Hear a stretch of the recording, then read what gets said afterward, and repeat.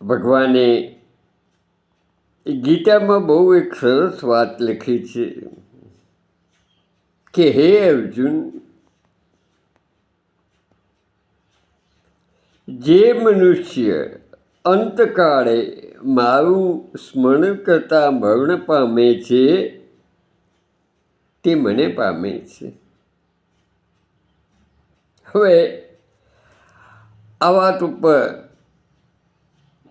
થોડો વિચાર કરવો જોઈએ. લોકો તો ખુશ થઈ ગયા કે વાહ, આપણે તો બસ છેલ્લે ભગવાનનું નામ લઈ લેશું, ભગવાન મળી જશે ને બધું હિસાબ સગે વગે થઈ જશે. પણ ભૂલો છો. અંતકાળે તમે ભગવાનનું નામ લઈ શકતા નથી. જેને આખી જિંદગી ભગવાનનું નામ લીધું હોય, ભગવાનનું સ્મરણ કર્યું હોય, ભગવાનના સ્વરૂપમાં તલ્લીન બની ગયા હોય, ઈશ્વર છે એવો અહેસાસ જેના હૃદયમાં કાયમ છે, એવા લોકો અંતકાળે ભગવાનનું નામ લઈ શકે છે.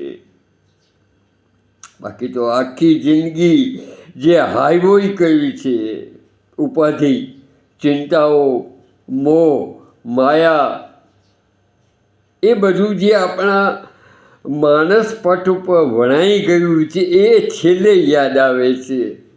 મગટાને કોઈ તકલીફ નથી થતી, બિલકુલ નહીં, સ્વાભાવિક છે. પરંતુ તકલીફ ક્યારે થાય છે? આ મોહ જતો નથી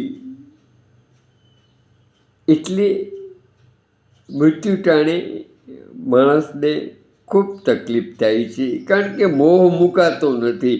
એવી ટાણે ભગવાનનું નામ યાદ નથી આવતું. તે અફસોસ થાય છે કે આ બધું છૂટી જશે, આ બધું હવે ગયું, હું કંઈ કરી ન શક્યો, મારો અંત નજીક આવી ગયો. એ અફસોસ ખૂબ પીડા આપે છે. માટે કાયમ ઈશ્વરનું સ્મરણ કરવું, ઈશ્વરના શરણે જાઓ, ઈશ્વરની સામે ઝૂકી જાઓ.